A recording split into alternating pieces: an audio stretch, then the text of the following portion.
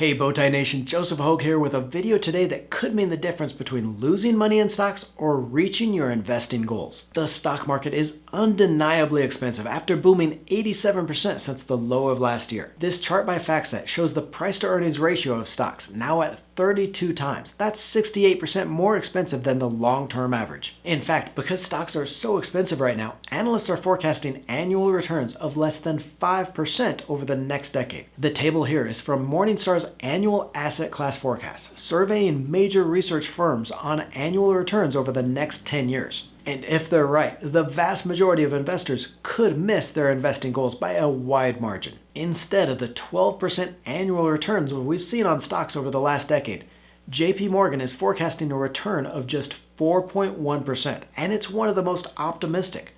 Vanguard is predicting annual returns as low as 3.7%, and Morningstar is forecasting negative stock returns for the next 10 years. 3% annual returns. At that rate and investing $500 a month, it would take you 61 years to reach that $1 million portfolio for retirement. So I guess enjoy the beach when you're 90. But there are still stocks out there that can produce that double-digit returns, if you know where to look.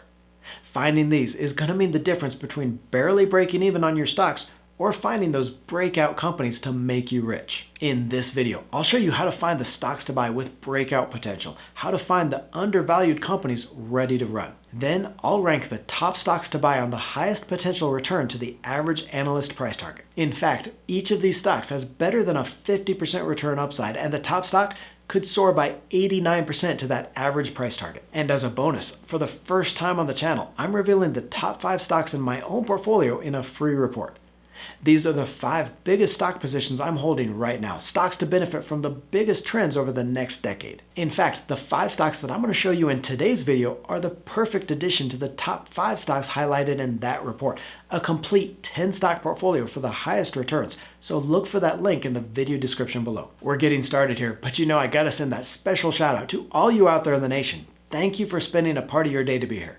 If you're not part of that community yet, just click that little red subscribe button. It's free and you'll never miss an episode. Our first stock to watch here, PaySafe Limited, ticker PSFE. And those of you in the nation know, I'm not usually a fan of these SPAC stocks. So PaySafe got listed through a special purpose acquisition company last October, and those are generally wildly expensive, but shares are down 35% since that January peak, and it's a great growth story. PaySafe is a digital wallet provider and a payment processor with business in just about the best growth trends you can find right now. It's got payment processing in online gambling as well as esports and e-commerce. Within digital wallets, it's got merchant partnerships with DraftKings, Coinbase, and PokerStars, and a 75% gross margin on that business. For its payment processing and digital payments, it's got distribution partnerships with Dollar General, CVS, and Aldi's. Revenue in the first quarter grew by more than 60% in its gaming and e-cash segments. And if you've been watching the channel, you know these are 2 of the biggest trends that we've been following. That shift into gaming and digital wallets that is going to change our lives over the next decade. Management recently affirmed its guidance for this year to $1.5 billion in sales and adjusted earnings between $480 to $495 million. That's earnings profitability of 32%, which is huge and means as the company grows sales, earnings are going to take off. In fact, earnings are expected to jump 3-fold next year to 19 cents a share. The average price target of $17 a share is just 38% higher, but I think there is a strong argument this one goes further to that $19 price target and beyond over the long term. Now that's a 54% return, and this is the lowest return stock in our list. Now we've still got 4 more high return stocks to reveal, including one with an 89% return potential, but I want to show you how I found these and then how to narrow your own list of stocks to buy. All you out there in the nation know I'm not about to just drop a few stock picks in your lap. I want to help you be a better investor, show you how to find these top stocks yourself. First, I'll show you how to find undervalued stocks to watch and then how to narrow your list to the ones with that breakout potential. Now we'll use the stock screener here on my E-Trade account, but you can find these same filters for just about any platform. And first, I'm going to filter for stocks that have underperformed their industry, so the share price hasn't kept up with those returns on competitor stocks. And here we'll toggle from 0 to as much as 40% worse over the past 13 weeks. And you can go even further here with stocks that have underperformed by more than 40%, but we're not trying to find companies crashing, just those underperforming. And now this might seem counterintuitive because we're usually talking about trying to find the best of breed companies in each industry, so why would we want to find stocks that have underperformed? And the reason here is because we're going to be using these other research to find the stocks that even though they've underperformed lately, they're still the best companies in their industry. In essence, we're looking for companies that have fallen lately but have so much potential in that best of breed status that it's like a rubber band waiting to snap back. Now, I'm also going to filter for stocks that are trading for a price to earnings ratio below that industry average, and we'll use the price to sales ratio as well. So both of these valuation measures for the stock below others in its industry, stocks trading more cheaply than its competitors. But that still leaves us with nearly 2,000 stocks to watch, so I want to narrow this down with some basic fundamentals also. So here we'll filter this by only stocks that have posted revenue growth and earnings per share growth of at least 10% in the current year. Here we have stocks that have fallen behind the industry lately, but are still producing solid sales and earnings growth, companies that are still delivering on that path forward. And then adding just these basic filters narrows our stock list to less than a couple hundred stocks to watch. Now we've got that shorter list of cheap stocks, but I've got one more step in the process to narrow it further into the stocks with breakout potential. Let's get back to our list of stocks to buy though, and I'll show you that last step next. Next in our stocks to buy list is Kinross Gold, ticker KGC, with shares down 32% from last year's peak and paying a 1.9% dividend yield. Kinross operates 8 mines producing 2.4 million ounces of gold in the Americas, West Africa, and Russia, and that production exposure to lower cost regions is going to set it up to make a lot of money over the next few years. The company is targeting 20% annual production growth to 2.9 million ounces through 2023, and at a cost of $730 an ounce, that leaves a lot of room for profit. Nation, we've been following the inflation picture here on the channel, and the price of gold should easily bounce back to the top of that $1,850 per ounce range where it's been trading at lately. That means more than $1,000 profit for every ounce that Kinross can dig out of the ground. Its advantage over its peers is that it's already spent money on exploration and mine development, and it's now ready to reap those investments at exactly the right time. Analysts expect earnings to grow 64% over the next year on 19% sales growth.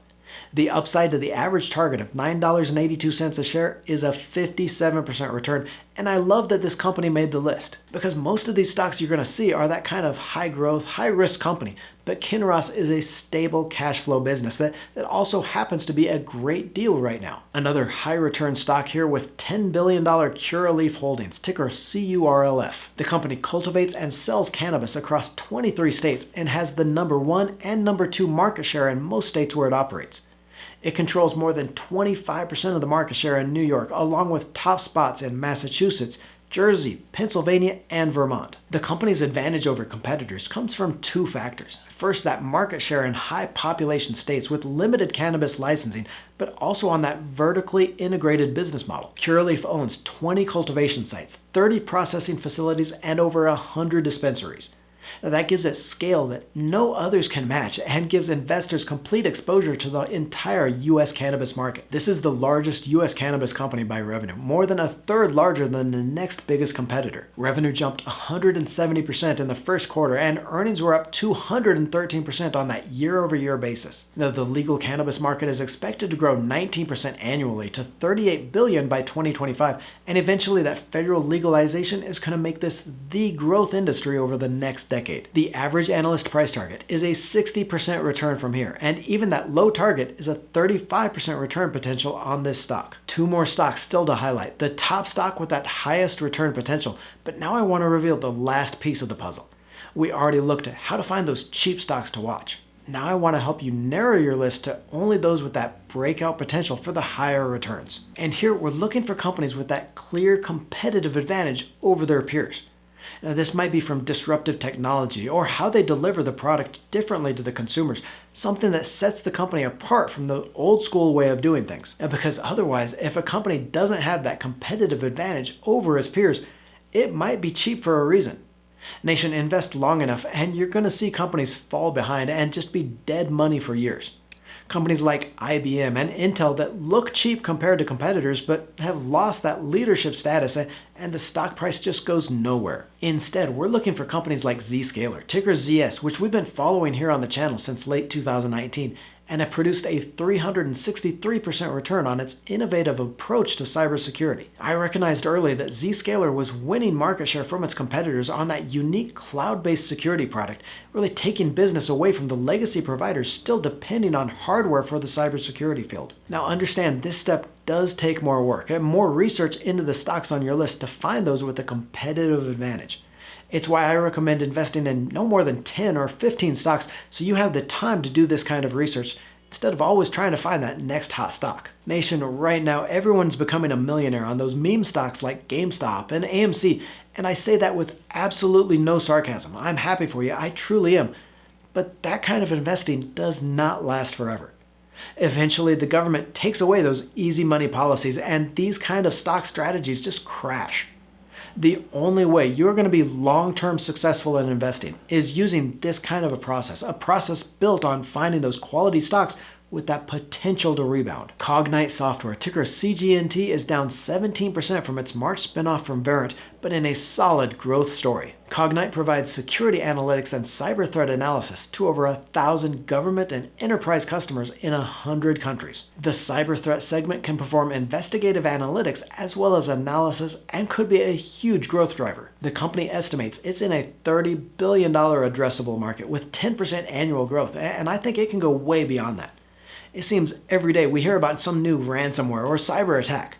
These kinds of data analytics and investigation companies are primed to take advantage of that. The company is guiding to 80 cents a share in earnings this year on revenue of $500 million, which puts it at a price to sales of just 3.2 times. Very low for this kind of high-growth software company. The stock has an upside of 62% to the average analyst target, though it's not widely covered, but even a return of over 50% to that low price target. Not just one more high return stock left, the highest potential return to its analyst price target. But I want to get your input on this. What is the one stock that you're investing in for that highest return over the next decade? Not just some short-term trade here, but a company with strong long-term potential. So scroll down and let us know in the comments below, what's that one favorite stock you're watching and why? And our highest return stock to watch, CareCloud, ticker MTBC, which recently changed its filing name after the SPAC acquisition. Yes, I know, this is another SPAC listing, and I'm not generally a fan, but it just began trading in May, and with a market cap of $146 million, the stock has some real penny stock potential. CareCloud is a leader in cloud-based healthcare solutions, including records, patient experience, and revenue management, serving over 40,000 providers in all 50 states. You see, the pandemic unlocked some huge opportunities in healthcare. Before last year, there was all this regulation and bureaucratic red tape. Medical providers really just had no incentive to evolve into that cloud-based or virtual services.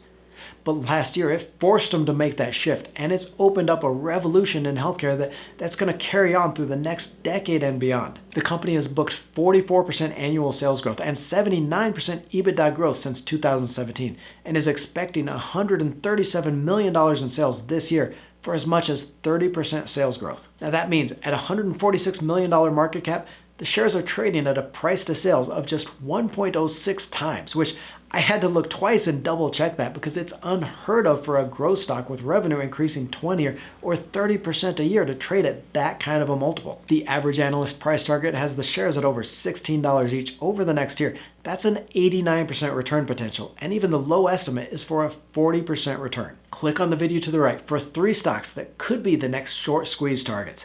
3 stocks for triple-digit returns on great long-term investments. Don't forget to join the Let's Talk Money community by tapping that subscribe button and clicking the bell notification.